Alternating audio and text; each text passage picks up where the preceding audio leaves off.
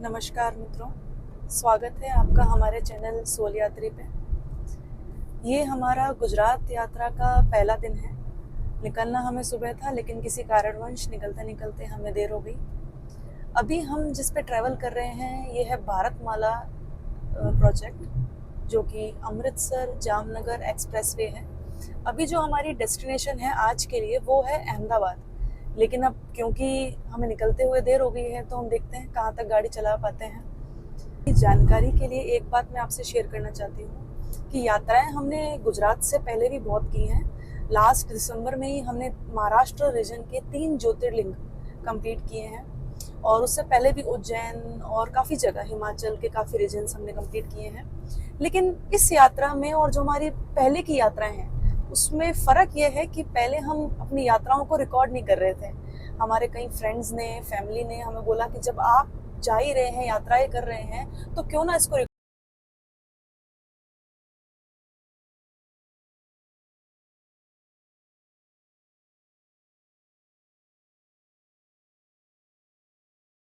Plan में थोड़ा सा चेंज है। पहले हम अहमदाबाद जा रहे थे, लेकिन अहमदाबाद में मेन हमें साइंस सिटी ही जाना था, और थोड़ा सा हमारा होमवर्क कम रह गया। मंडे को साइंस सिटी क्लोज रहते हैं, तो हमने थोड़ा सा प्लान डाइवर्ट कर दिया अपना। अब हम सीधा द्वारकाधीश जा रहे हैं। बोया कब था आपने इसको? ये तो लगभग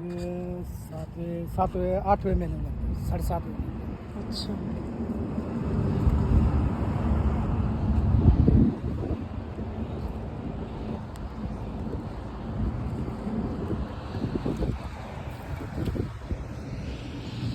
तोड़ लो थोड़ी सी।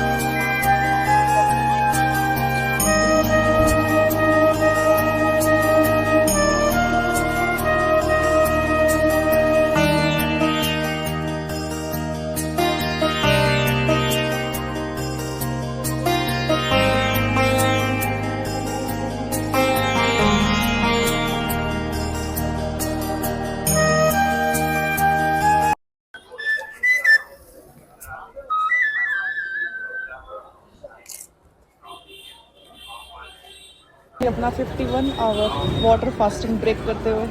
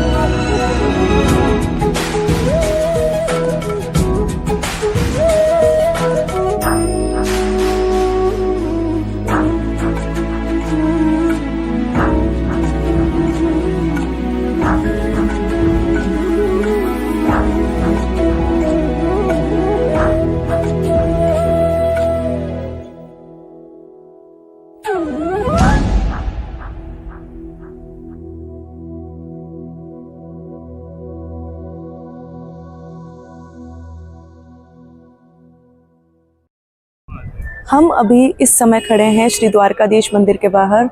दर्शन हमने कल शयन आरती के टाइम कर लिए थे। दर्शन बहुत ही अच्छे हुए क्योंकि भीड़ नहीं थी। आपकी जानकारी के लिए बता दूं कि ये मंदिर गोमती नदी के तट पे स्थित है, श्री कृष्ण को समर्पित है। उन्होंने ही इस द्वारका नगरी का निर्माण किया, स्थापना की। इस मंदिर में प्रवेश करने के लिए दो द्वार हैं, एक मोक्ष द्वार जो कि उत्तर दिशा में है और एक दक्षिण द्वार जो कि दक्षिण दिशा में। जब मैंने मंदिर में दर्शन किए तो मैंने एक चीज़ नोटिस की कि मंदिर में जो श्री कृष्ण की प्रतिमा की आंखें हैं वो आधी खुली थी। तो इसके पीछे का भी कारण मैंने वहाँ के तीर्थ पुरोहितों से पूछा, तो उन्होंने बताया कि पहले के समय में इस मूर्ति के बचाव के लिए पंडितों ने इस मूर्ति को सावित्री कुएं में छुपा दिया था।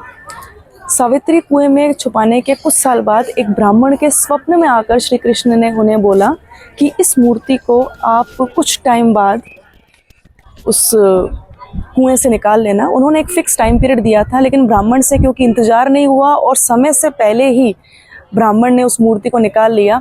और जब मूर्ति निकाला तो वो भी अचंभित थे कि इस मूर्ति की जो आंखें थी वो आधी खुली पाई गई। द्वारकाधीश मंदिर चार धामों में से एक है, जगत मंदिर के नाम से भी इसे जाना जाता है। और जो ये मंदिर का ध्वज आप देख पा रहे हैं, ये दिन में 5 से 6 बार, कई लोगों ने 5 का बताया, कई लोग 6 बोल रहे हैं, तो ये चेंज होता है। और इस पे आप देख रहे होंगे कि सूर्य और चंद्रमा अंकित है, जो इस बात का प्रतीक है कि जब तक सूर्य और चंद्रमा रहेंगे इस मंदिर का भी अस्तित्व रहेगा। ये गोमती नदी है। अभी दिन के बज रहे हैं 4। शाम को करीबन 6 बजे इसका वाटर लेवल बहुत ज़्यादा कम आ जाएगा। तो ये जो यहाँ पे पक्षी बैठे हैं आप देख सकते हैं, यहाँ से आप पैदल पार करके उस तरफ जा सकते हैं। और थोड़ा सा आगे आप जैसे ही चलेंगे तो आप अरेबियन सी और गोमती नदी का जो संगम है वो भी देख सकते हैं।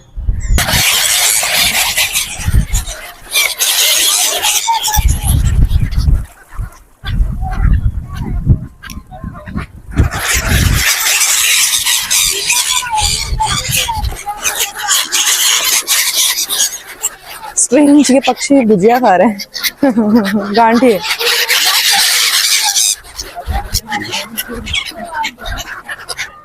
ये देखिए, थोड़ी देर पहले का यहाँ पे नज़ारा कुछ और था, अब नज़ारा बिल्कुल अलग है। लोग खुद ही यहाँ से पैदल सामने की तरफ जा रहे हैं, हम भी ऐसे ही जाने वाले हैं। एक और चीज़ मैंने देखी थी कि यहाँ पे ऊँट से भी आप जाते हैं उस पार, अभी फ़िलहाल मुझे दिख नहीं रहा है। चलिए चलते हैं आगे। योगा अभ्यास हो रहा है यहाँ पे, बहुत खूब।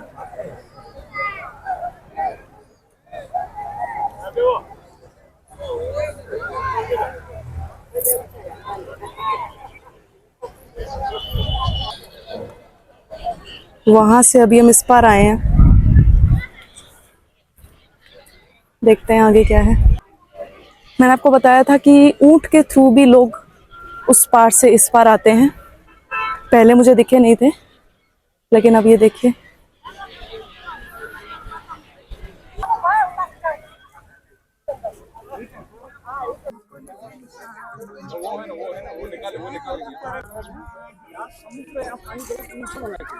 ये लक्ष्मी नारायण जी का मंदिर है।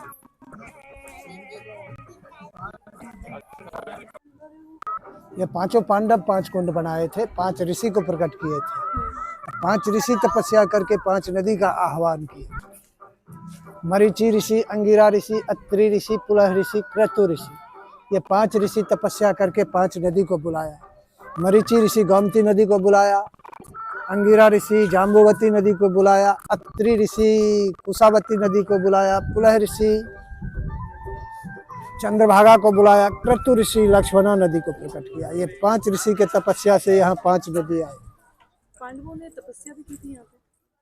हाँ, पांडव तपस्या नहीं किए थे, यहाँ आए थे कृष्ण भगवान से। ये जो मीठे पानी के कुंड है, ये यहाँ पे कैसे है? आसपास तो सारा खारा पानी है। सारा खारा पानी है। ये नदी नासिक में, कोई गोवा में, कोई लखनऊ में, कोई कहाँ कहाँ है। ऋषि लोग अपना तपस्या के बल से यहाँ बुला दिया है। 5 कुंडों में मीठा पानी है। 5 कुंड में मीठा पानी। ये देखिए, ये गुफा है। अभी बाहर कह रहे थे कि ये गुफा का जो रास्ता है, एक सुरंग है, देखिए इसका रास्ता सीधा द्वारकाधीश की तरफ खुलता है। यहाँ से मंदिर के भी आपको दर्शन हो सकते हैं।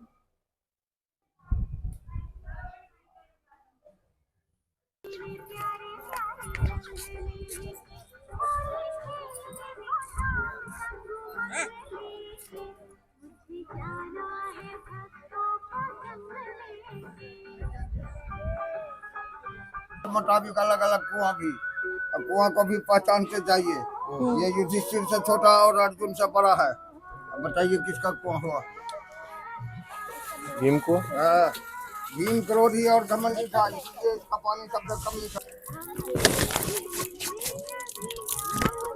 आया वो मार्कंडेय अब देखिए, हाँ जी, भीम कुंड से छोटा कुआं जो 4 इंच ही छोटा है ना। अर्जुन में क्रोध नहीं था, चक्रवर्ती होने का घमंड था, इसीलिए भीम कुंड से थोड़ी मीठा पानी। वाकई मीठा है। अब देखिए सबसे बड़ा कुआं, धर्मराज युधिष्ठिर नरौनावा कुंजरों में झूठ बोला था, इसीलिए थोड़ा सा खारा भी है, लेकिन पता नहीं लगता है। अगला कुआं पर पता लगेगा।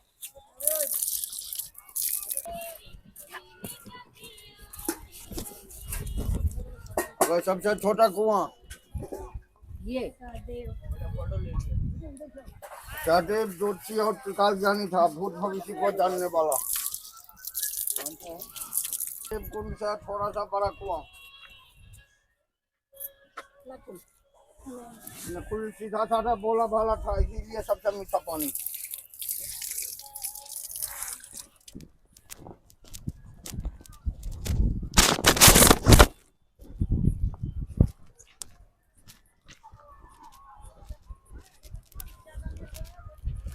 अब हम जा रहे हैं संगम की तरफ, जहाँ पे गोमती नदी और जो अरेबियन सी है उसका संगम होता है। और कुछ ही देर में यहाँ से हम वापस भी निकलेंगे, क्योंकि रात को 8:30 बजे करीब या 8 बजे करीब वापस से पानी भरना शुरू हो जाता है। तो उस केस में हम उसको क्रॉस नहीं कर पाएंगे, इसीलिए थोड़ा जल्दी जाएंगे यहाँ से।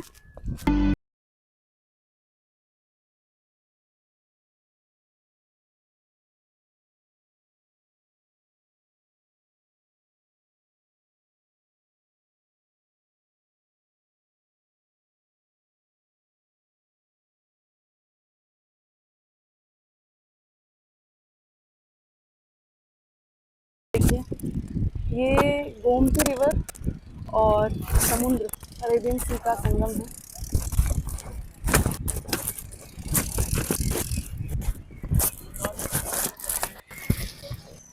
थोड़ी देर में पानी भी वापस आने वाला है, तो उससे पहले कि पानी भरे हमें उस पार जाना है।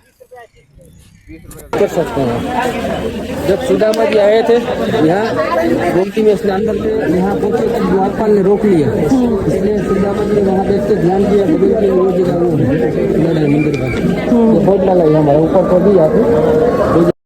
तुलादान मंदिर में अपने वजन के बराबर ही अन्नदान करने का महत्व है, तो हमने काफ़ी लोग देखे जो अपने वजन के बराबर ही यहाँ अन्न का जो दान कर रहे थे। सुबह के बज रहे हैं 5:30 और हम जा रहे हैं बेट द्वारका। फेरी से जाने की सुविधा अभी बंद है, जब से सुदर्शन सेतु का निर्माण हुआ है, तो हम जा रहे हैं बेट द्वारका सुदर्शन सेतु से। और यहाँ पे आके जो फीलिंग है वो बहुत ही अच्छी है, क्योंकि मौसम बहुत अच्छा है और ये जो सेतु है, जो ब्रिज है, ये भी बहुत शानदार बनाया गया है। केबल आधारित भारत में सबसे बड़ा ब्रिज अब तक का सुदर्शन सेतु ही है।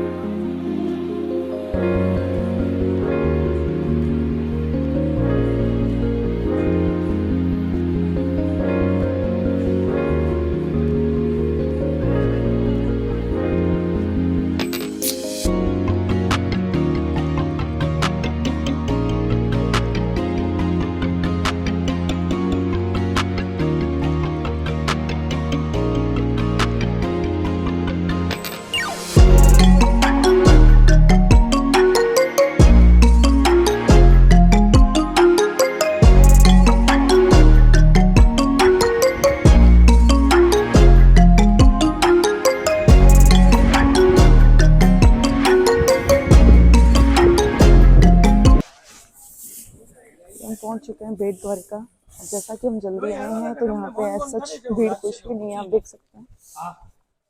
और अभी 7:30 का मंगला आरती का भी टाइम है, तो वो भी अटेंड हो जाएगी हमारी।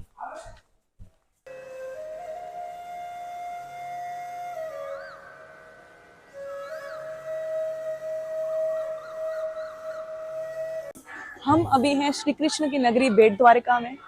इसे बेट द्वारिका इसलिए कहा जाता है क्योंकि यहीं पे श्री कृष्ण की सुदामा से मिलन हुआ था, भेंट हुई थी, इसीलिए इसको बेट द्वारिका कहा जाता है। जब श्री कृष्ण सुदामा से मिले तो सुदामा ने श्री कृष्ण को चावल भेंट किए थे, तो यहाँ पे भोग भी चावल का ही लगता है और प्रसाद में भी चावल ही दिया जाता है। कहते हैं द्वारकाधीश में जो श्री कृष्ण की प्रतिमा है वो स्वयंभू है, लेकिन बेट द्वारिका में जो श्री कृष्ण की प्रतिमा है वो रुक्मणी ने अपने हाथों से बनाई थी।